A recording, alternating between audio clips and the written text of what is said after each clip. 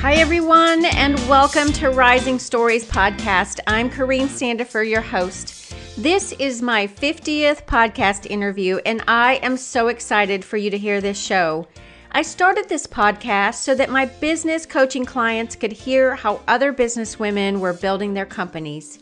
Now it has blossomed even further, and we are hearing amazing stories from authors, writers, and speakers. They are sharing what they are reading, how they are staying on track in their daily schedules, how they are keeping their homes going, and some of their best business practices. But first, I want to say a huge thank you to you, the listener, for making Rising Stories a great success. Thank you for sharing, for talking to your friends and telling them about this podcast, for leaving comments, for emailing me with suggestions of future guests. Keep it coming. I really appreciate it, and I appreciate you all listening. My special guest today is a lady who is a fellow podcaster and someone that encouraged me to launch my own podcast. Jamie Ivey is the host of the Happy Hour podcast, and she is here with us today. But before we begin, I'd like to ask you to connect with me on Instagram and Twitter. I have so many giveaways scheduled for the future, and I don't want you to miss the opportunity to win them. Also, if you please would head over to iTunes and leave us a comment or review, this helps Rising Stories rise to the top and helps others find the show. You can also share this podcast with a friend or give me a shout out on Facebook. Jamie Ivey started as a blogger, and then in 2014, she began her podcast, The Happy Hour. Since then, her podcast has exploded and is now one of the most popular Christian podcasts out there. Jamie is now doing speaking engagements around the country, and I hear she is also writing a book. Jamie and I talk about the choices we have as women who run businesses and that line between what's ministry and what's business. Here is my conversation with Jamie Ivey. Hi, Jamie. Hi, thanks for having me on.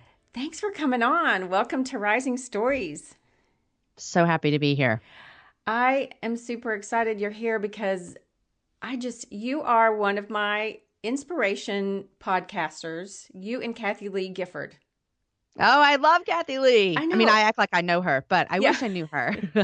Well, I feel like I know her because we've been I've probably watched her along like when she had all her babies on the show. And then when she started this podcast, I was like, that's really cool. I wish I could do that. Well, Now, I loved it as well. Now you started because you did a little stint in radio. I did about probably, I think it was 2011. I won a contest here in Austin, Texas to be an on-air, obviously, a morning DJ. And so I joined a show that was already established and in process, and they opened this up to the public, which is crazy if you think about it. And, I won, which was even crazier. And so just, one Friday, I'm just doing my thing, stay-at-home mom, and Monday morning I'm on the radio, and I'd never done radio in my entire life before. And so I absolutely loved it.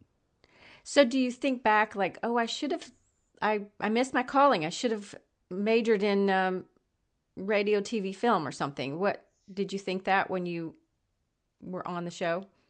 Well, it's kind of funny because when I was growing up, if you were to ask me, like, what do you want to be? I'm like, I want to be, an anchor on a big news station. I wanted to do this. I always felt as though that would be a really fun job. But I never really took steps towards doing anything about it, which I look back and I have no answer for that, except I have no idea why. But I always thought it would be fun to do something in the public with my voice and encouraging people and that sort of thing. But I just never went that route. And then when I got this job at the radio station, all of a sudden the people who I was working with were so kind and so helpful for me and just kind of showed me the ropes really, really quickly. And by no means did I become a great radio host, but I did realize I think I have a little bit of talent here. They would tell me that. They're like, man, you sound great on the microphone. You do a great job. You can handle yourself well. So all of a sudden I felt like, man, I love this. And I loved that job. I loved it so much. And it was that job that kind of gave me this spark of, I think that I could do something like this on my own without having to go to work every day from, 5 in the morning till 1 in the afternoon. So that's kind of where the spark came from. Yeah. Yeah, I think I read or heard an interview with you about how you just had to make that choice of it was just a little bit too much for your family. The schedule didn't, bend with what you guys were doing and where you were with your children. Yeah, that's right. In 2011, I have 4 children, and 3 of my kids joined our family through adoption, and 2 of them had just been home from Haiti for about a year, a little over a year. And so our family was still in the midst of lots of transitions, and just I mean that's a whole nother podcast. Just the struggles of adapting and attaching and all those things. And so all of a sudden, it goes from, dad goes to work every day, mom stays home, to both parents go to work, and you have a different caregiver every day. I mean, I think I had 3 or 4 they were actually girlfriends of mine, who I could pay them because I wasn't making very much money. And so I could pay them, not what I would have to pay if I went out and found like a nanny service. I could have never afforded that. And so I had all these different friends stepping in to watch the kids. And it was just kind of a lot of transition for them that they had never dealt with. It's not like they came home and that was our norm. It was not the norm for anyone. And so about 4 months in, our family was struggling a lot. And we've had hard times in our family since then and before then, but it was just the only thing that had changed besides my kids coming home was mom going to work. And so I really knew I need to decide, are we going to make it? Are we going to survive from this? Or do I need to step back? And I always say it was one of the hardest decisions I ever made, but I would make it again today. It was the best decision I made. And so I came home to be with my kids. And so then a couple years later is when I just kept feeling like, man, I loved that job so much. Is there something I could do like it? And that's where I was introduced to podcasting. That's awesome. Who introduced you to podcasting, or did you just read Well, about I was it? actually a guest on someone's show, and Aaron and I, my husband Aaron and I, had been listening to podcasts, but it wasn't as much it is now. I mean, obviously podcasts had grown a lot. I interviewed someone just the other day for my show who's been podcasting since 2011, and that is like ancient times, right? And so we had listened to This American Life for years. We would listen to sermons till we missed them at our church. But as far as podcasts, I mean, before the iPhone and before they did all this new stuff, I mean, you had to, I don't remember how we downloaded them. I mean, to an iPod, maybe, I guess. Yeah, I don't know. Yeah. So I wasn't really a huge know it about podcasting, but I joined a friend of mine, Kat Lee, on her podcast, Inspired to Action. And she interviewed me. And I remember when we got done, I thought, A, that was fun. And B, I think I can do this. And so it was months later that I finally got at the gumption to try it out and do it myself. And then this May will be 3 years since the happy hour started. Wow. That's a long time. So what episode are you on now? Let's see. At the time of this recording, I'm about to release number 134. Wow. That's a lot. That's a lot of podcasts. It's a lot. I know. Yeah, it's a lot of podcasts. And the first year, I think I wasn't even consistent. I mean, I would not release one if I was on vacation, or I wouldn't release one if I wanted to watch TV with my husband instead of edit a show. I just kind of did it whenever that first year. It was definitely a hobby then. Yeah. Yeah. Well, I kind of have a similar story where I am a business and life coach here in Nashville. And when I started my practice of life coaching, I had a girlfriend that was a life coach, and she said, "Hey, I'm about to do a radio show." And I was like, "A radio show? Wow." And I said, "Can I just come in and watch you? Can I just be your assistant?" Because she had been coaching for a while, and I was sort of just kind of under her, sort of doing a little mentoring. She was doing a little mentoring with me, and she said, "Sure, come on." And she said, "Well, I'm gonna be fielding. Maybe you can field some of the calls." So I was gonna be like Roz on on Frasier, and so we go into this station, and she's got her show and her spill, and she's talking. Well, then later we find out that the radio station couldn't get all these. We couldn't do calls. Somehow the phone system wasn't working, or was down, or tower or something. And so I just said, "Well, you just let me know what I need to do." So she just mic'd me, and we just started talking back and forth, and I was like, this is really cool. Right. So I loved it. I loved the banter, and we had guests, and since we couldn't have, the first show we were just kind of stuck and talking about life coaching, but then the second one we were like, we better get some guests in here because we can't have any calls. So we need to really do, show what we do. And yeah, isn't that exciting? And so how long have you been doing your show? So it'll be a year in April. That's awesome. Congratulations. Thanks. And I'm very tough on myself. So like immediately jumped in, I'm going to do one a week. And so I just kind of, but I have been where you are, and I'm still there where I've got a couple of other jobs that I do, my coaching, and I work for another company as a senior consultant with them. And so I also kind of understand the dynamics of it's choices. We have choices as women, and men do too, but as women and as moms and, primary caregivers, we have choices, and we, sometimes we have to say no to things. Yeah. Yeah. And I experienced that firsthand, when I was talking about with the radio station, and it just, for our family dynamics, we'd never been a working family where both parents were working outside the home. And I realized that's not normal. Like my friend Jessica says, people in other countries, they don't get to make this choice. They have to work because they have to feed their kids. And so I realized the honor and blessing that was. And so it was difficult for our family because we'd never, ever functioned that way. And then all of a sudden we're functioning very poorly at this new 2-parent workhouse. And my kids were young, and so it was really hard for us. And I see women all the time feeling that tension of making that choice, and no one can tell you what choice you can make for yourself. It's an individual family between you and everyone in your household as to what that looks like. But for us, we knew that it was best for me to step back, and it really was, and I thought, oh, I'll never work again. Why is God making me do this? And I had those feelings, of course, but in the end, it was the best thing for our family and the best thing for my work life as well. Yeah. And here you are. Now you've got and here we are, the happy hour, and it fits in well, right? And yeah, and I'm my own boss, so that's always fun, right? And that has its challenges and lots of rewards as well. So yeah, it just turned out to be something where I get to do things that I love, and more things other than just podcasting. I get to do all these awesome things that I love. And the timing just fits really well with our family structure now as well. Now that my kids are older, they're all in school, they're much more self-sufficient. It really helps us be a 2-family working home again. And we function a lot better now. Yeah. And because you're your own boss, you kind of, with me, I see that I can have those perimeters where I can pull it back in, well, I won't do that. You can still rein it back in rather than when you're, an employee, it's like you've got to go to work. Yeah. Yeah. And you can just make things happen. Like, our family went on a vacation a week ago or a couple weeks ago for spring break. And I was able to prepare ahead of time for that to where work went on, and I just didn't work for a week, and it was beautiful and wonderful. And I understand that when you have a boss, you get to take vacation as well. But the thing is, I just had to get ready for that. And then it worked, it went off, and it worked out well.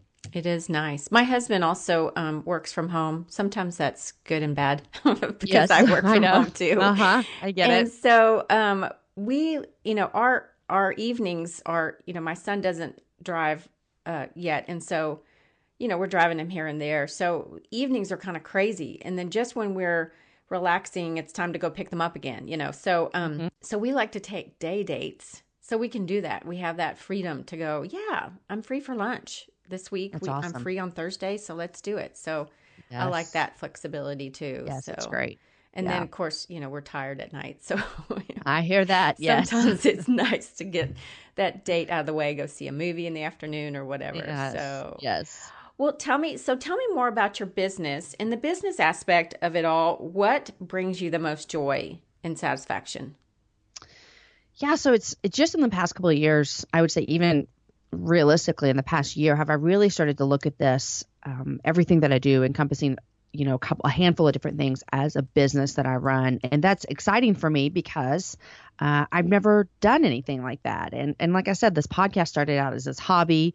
I never, expected it to turn into a job. And another part of my business would be book writing and speaking. And so those are kind of the three things that I do. And so, things that bring me the most, a lot of joy are, in fact, it's kind of weird, but I'm able to have one of my greatest friends in the world is now an assistant for me.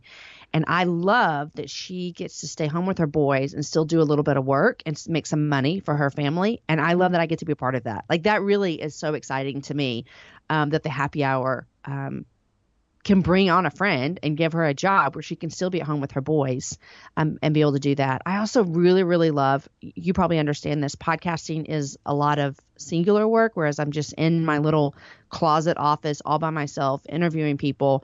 But we've incorporated some live events into the podcasting. And so that is probably one of my most favorite things that I get to do, because I get to meet listeners. And so you don't really get to meet listeners unless you have an opportunity, or they just come up to you at, church or wherever you are and say, I love your show. But I really, really, really love those events where we get to say, hey, come on over here. We're going to throw this big party and you get to come, and I get to really thank them for listening to the show. So those are probably two things just off the top of my head that I'm like, I love both of those things so much. Yeah, yeah. It is kind of a lonely thing when even though we're talking to people for interviews, we're all alone, and it is nice to see people and talk to them and do sort of have that almost like that performance, aspect of it all, where you're interacting with your audience rather than, because we're not getting any feedback when we're talking. Yeah, it's so great. I mean, you can look at numbers wherever you keep your podcast out. You can see numbers, how many people are listening, but it changes when you see a face. That makes a big difference for me. I love that. How did that come about? How did you say, oh, I want to do a live event? Oh, it's kind of crazy. Last January, I had a new friend of mine on the show. Her name's Rachel Hollis, and we had just met. Someone connected us. I don't remember, but she came on the show and I loved her. And I had been throwing out the idea of having a live event. And after my interview with her, I thought to myself, I want her at my live event. I just knew that we'd had a good connection. I knew that we had a great connection. I knew that she'd be a fun guest. I knew that it would be a fun show. So I don't remember where the idea actually of thought, where I said, hey, I'm going to invite 150 women to my home and let's throw a party. But we just literally started planning in probably the end of January, and the first one was last March, and it was just a one-night event at my house. I think we sold, 125 tickets, something like that. And women showed up, women who were connected through the podcast, women who liked this community. And so the live event was the first time, and then we've done it 2 other weekends since then. And it's a lot of work for us over here at the happy hour, for myself and Amanda. But it is probably one of the most fulfilling things that we do. That is really cool. It looks like a lot of fun. And it is a lot of fun. Husband makes food. My husband does all the cooking, which is a lot, but he loves cooking and he's really good at it. And so we kind of, for us, we've thrown out the idea of, let's bring in food trucks or let's get this thing catered. Mm-hmm. And if that might happen one day, it might happen. How many times can we cook for 250 people over a weekend? It might happen. But one of the things for us that we really wanted to do is, my husband Aaron and I, we love opening up our home and hospitality and just welcoming in. And we wanted it to feel as though, even though there's 140 of you here tonight, we wanted to feel like you were special, invited to our house to have dinner. And so it really does feel like that. It's kind of weird. Like, my parents come in and do a lot of work. My kids run all the parking. It's hilarious. And it really turns into it's a good family thing for our family as well. And it's becoming profitable. And since this is a business podcast that you're doing here, there are things that we look at the happy hour live and we're like, how can we make this more profitable? Because it's a lot of work and it can really sustain the business for a couple of months. So it's becoming, it's fun and it's encouraging and it's a great way to meet listeners, but it's also a great business part of our business as well. Who in your life gives you, do you bounce those types of ideas off of? Like, how can we make this more profitable? Is there someone that you trust? I mentioned my friend Rachel, and she really, really was a great bouncing point for me for that very first one. She's actually, speaking of my happy hour and speaking and book writing as a business used to be really hard for me because it's a lot ministry. And so there was that line between what's ministry and what's business. And I'm really, really learning that those two can coincide together and work really well. And I don't need to be ashamed of that either. And so Rachel has been a really big encouragement of that for me. And then I have, I'm in a handful, like just 2 mastermind groups. One for podcasting and one for book writing. That's a great place. But also like some of my closest friends in the world, they don't have, they don't do podcasting. They're not writers. They're not speakers. They don't do any of these kind of things at the, level that somehow God has put me at. But they really, really are trusted voices to speak into my world. And so some of those are just my closest friends that I can ask about when you go to an event, what do you like? All those kind of things. So those 3 places probably are where and my husband as well. He speaks really sounding board well into, what we do over here at the happy hour. That's great. Yeah. I love Rachel Hollis. She's the one that has that big, like, chic tribe, right? Yep. Yeah. That's her. I follow her. Yeah. She's really good. I mean, I don't know how I would love to have her on the show. I don't know how she does. She like runs this empire. I mean, that's what it looks like from here. It's like, wow, it is. You do all kinds of stuff.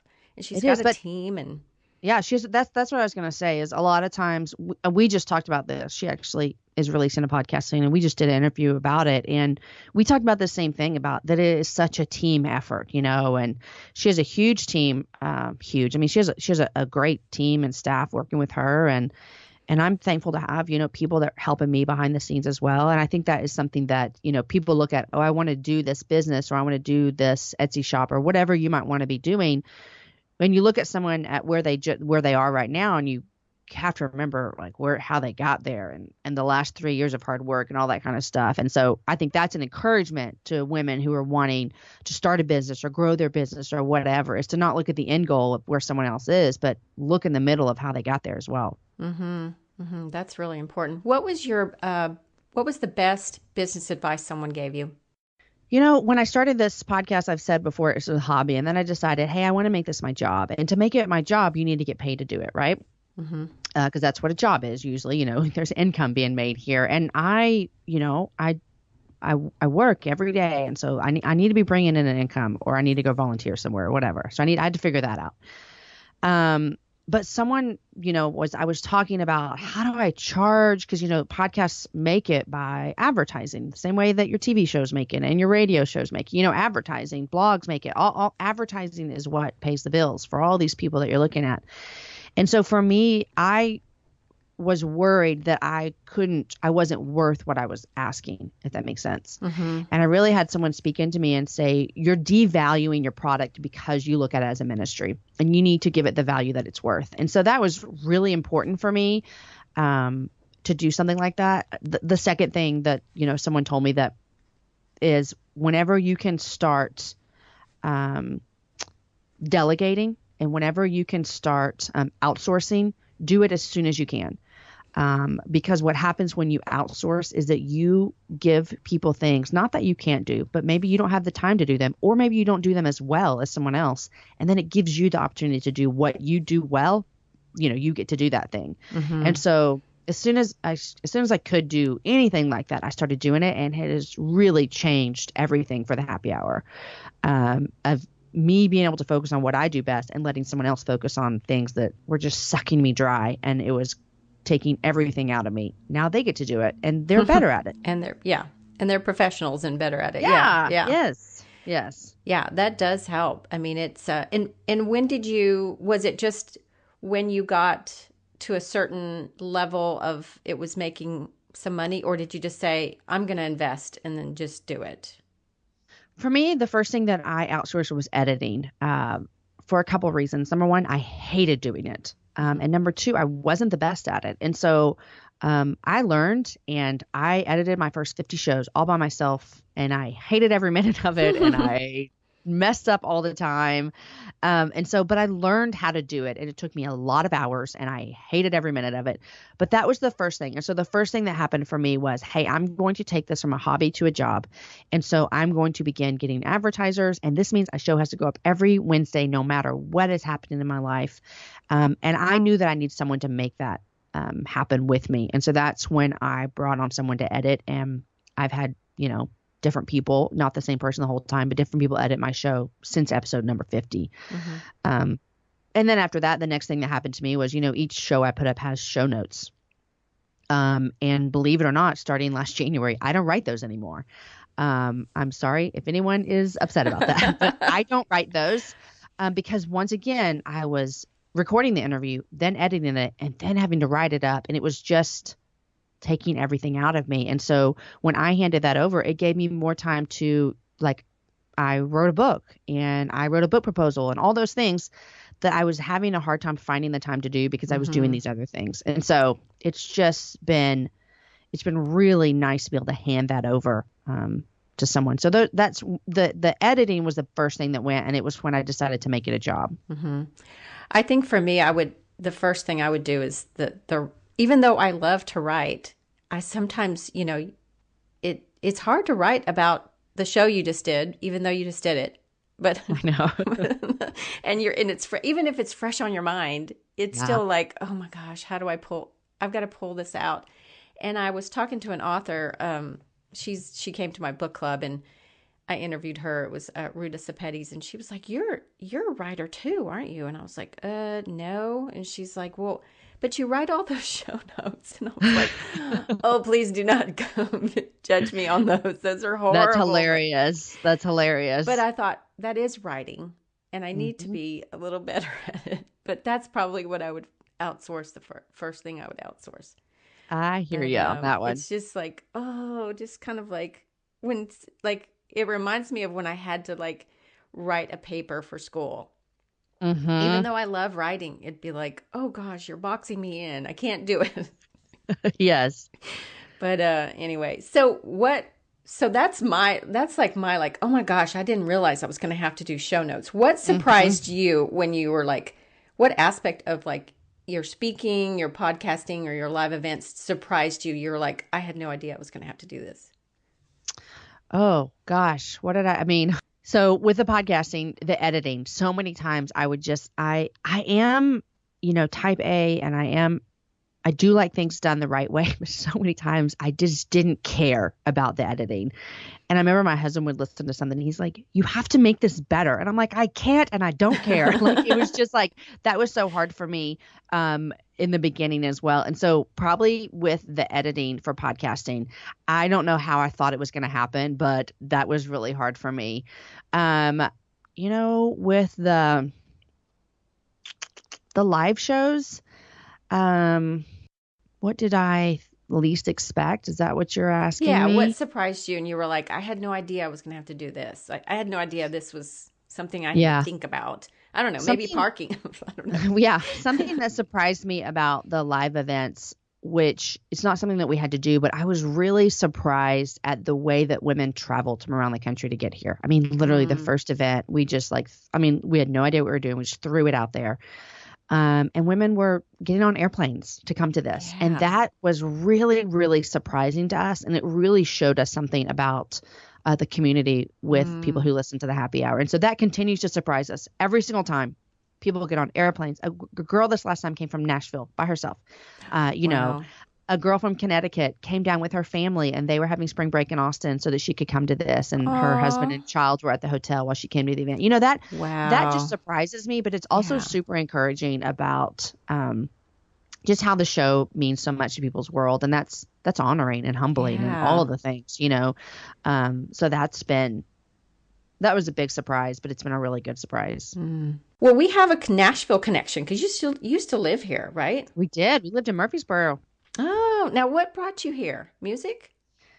Yeah, kind of. My husband and I had been married maybe a year and a half, and he had been leading worship at our church, and him and his band were going to start kind of doing worship full time. So traveling, and it's just easier to get places from Nashville than it is from Houston, all around the country. And they had a weekly college Bible study they were going to start leading at. And so we just kind of picked up and moved to Nashville with hardly any jobs, any money. I mean, you look back and I'm like, wow, we were crazy. But it was awesome. We lived there 5 years and had brought home 2 of our kids there. So what do you like most about Nashville? Are you Do you still, I mean, it's changed so much since you've been Gosh, here. it's changed so much. I mean, and we lived in Murfreesboro, and I was in the throes of parenting babies, and my husband traveled, like 250 days a year. So it was just, we look back, and I hardly ever It went was to probably Nashville a when we lived blur. there. It was a blur. It really Yeah. does feel like a blur. And we just really lived in our city out in Murfreesboro and hardly ever went in. But I get the chance to go back to Nashville a handful of times a year now with just work stuff. And it's a really, really cute place. And in fact, the last 2 times I've been there, I've eaten at the same exact restaurant, Fifth and Taylor. Oh, yeah. Yeah, that's a good Yeah, one. super cute. And then I wish I could remember. I have no idea, but I ate at 2 other great restaurants last time as well. You guys have good restaurants, so that's good. Yeah, we actually, what's interesting is my husband last year, was it maybe 2 years ago, we decided we were going to go to Greece, but my daughter decided to get married. So there went that money. Um, but we were like, where can we go that Southwest flies? So we went to Austin and we did like our own little food tour. So we Oh, ate at Threadgill's because I like chicken fried steak. uh-huh, We ate barbecue Salt Lick. uh-huh. And I can't remember what the other one. Oh, we ate breakfast tacos like every morning. We just like Of OD'd course on you did. breakfast tacos. Yes, because that's what we do here. breakfast tacos are it. And Did you eat at Salt Lake out kind of in the country? Yeah. Yeah. That's right down the road from my house, Oh, actually. wow. Yeah. That is really nice country. My sister-in-law and my brother-in-law and his wife used to live out there. And I can't remember the name of the little town, but yeah, out there close to Salt Lake. But we went on an off hour, like in between lunch and because we had eaten so much for breakfast, we were like, well, let's go eat Salt Lake for lunch. Okay, we will. Well, we were like, we're not hungry. So we finally were there around maybe 2 or 3. So it wasn't too crowded. So it was nice. We got to sit outside but I love Austin and it has changed a lot too since. Yeah. I mean, it's changed a lot since we've been here 8.5 years. It's and so grown. Is it just kind of growing out? People are moving here like so much. I mean, all the time. There are signs I see people on bumper stickers or t-shirts that say like, you'll hate Austin, don't move here. It's just like everyone's moving here because it's a really great thriving city for lots of different businesses. And then it's super fun and quirky and great food. We love it. Yeah, good. Well, so I'm going to tell you we're almost at the end of the show. So I'm going to tell you my 3 favorite things and tell me what you think about them. Okay, I cannot wait. I'm into acupuncture. Oh, I've never done this. I love it. So I had some female issues when women get older. And so those symptoms are like almost gone with my acupuncture. Wow. I mean, like gone. Like that is crazy. Isn't that wild? So once you so get to that time, you need to go get some acupuncture. Okay, note to self. Yep. I'm into LaCroix. Yes. And I love those. And then I'm also loving these rice crackers from Trader Joe's. Y'all have Trader Joe's? We do. I just never go because it's downtown and blah, blah, blah. But yeah. Yeah. Ours is kind of downtown. It's in the Green Hills area, but I don't go there often, but when I do, I have my running list of what you need from Trader Joe's. What I usually get. What's your favorite thing at Trader Joe's to get? Gosh, I haven't been in forever, so I don't even think I could give you any favorite thing. Where do you There shop? Used to be these chips that I love, but I couldn't even tell you what they are. We shop at Whole Foods and H-E-B. Oh, okay. So that's Costco. nearby. Yeah. Yeah. I love Costco as well because there's 6 of us here, so we eat a lot of food. That's a good place to go. Yeah. I know. We just ordered a big shipment of meat from a farm around here, though. And so we're super excited about not buying meat for like 4 months and knowing that we got meat that is. How do you know what to buy? Do you just get a little bit of everything like hamburgers and? We did. This was our first time. And so they kind of had a pre-packaged thing already. We got it from a place called Yonder Way Farms, if anyone's around here. I think they ship in Texas. Yonder Way Farms. It's a farm out of Fayetteville. And I said Fayetteville like I don't even think that's the right place, though. She might want to take that out. Is that even a city in Texas? I can't even know. I know it's in Arkansas. Whatever. So they have something on their webpage already that's like a pack. And so since it's our first time, we just went with that and then added on a few extra things. So we're excited about that. Yeah. So it's like a side of beef? Did they say it's a side or What's that? quarter? Oh, no. We just got a bunch of different Oh, things. different things. Oh, okay. Yeah. So I'm very bad about this, but they just had like a thing that you could get. Yeah. It is Fayetteville, Texas. See, I was second guessing myself. It is Fayetteville, Texas. Oh, Okay, I'll tell you what we got because I'm going to look it up right here. So we got this little package that has, okay, here we got one whole chicken, one cut up chicken, one beef chuck roast, one pack, a lot. I'm not going to read all this to you, but a bunch of different stuff. Wow. Short ribs, ground beef, stew meat, pork roast, pork chops, all kinds of stuff. So it's a farm that has it's not just a beef. Nope, they cattle raise farm. pigs. Right. Yep. Oh, okay. Chickens. It looks like chickens, pigs, cows. In Nashville, there's a CSA that they have, which I haven't been able to find. So if anybody in Nashville's listening, that y'all can let me know what it is. But they give you a CSA, like a package of, a box of vegetables, but they also include one organic chicken, whole chicken. Oh, that's nice. Wouldn't that be nice to just at least get that much, or another, like maybe the chicken and like maybe a something of beef or pork or something? I think that that would make it worth it to me, because we're not vegetarian, so we want some meat. Yeah, we're not either, except for one of my kids is, believe it or not. Oh, just because he doesn't like it, or she? Just because he decided. It's my son, my oldest. He just decided, like January 1st, he was going to be a vegetarian, and he has been the whole time. Oh, wow. I know. Crazy, right? Wow. My son says that, but he was only vegetarian for a day or two. That's and then hilarious. He's like, no, I'm switching. I'm going back. Nope, he has been. Yeah.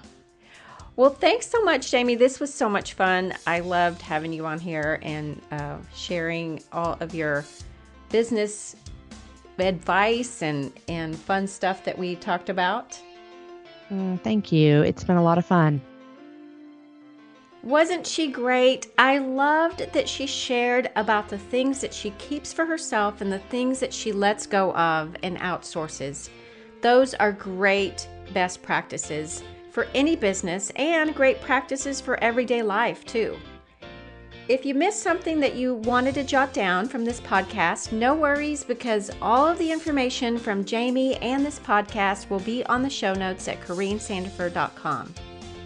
Next week, I'll have another great guest, and I'm going to spice it up a bit and have some fun off-topic episodes coming soon. Music is by Ben Sound, and this podcast has been sponsored by my business, Brentwood Life Coach, helping women see the big picture in their life and their business, and also strategizing with them to reach their highest level of contribution. If you're interested in a free 30-minute business and life coaching consultation, please visit CorrineSandiford.com and click on the Get Started button. Thanks so much for listening, and keep rising in your own story.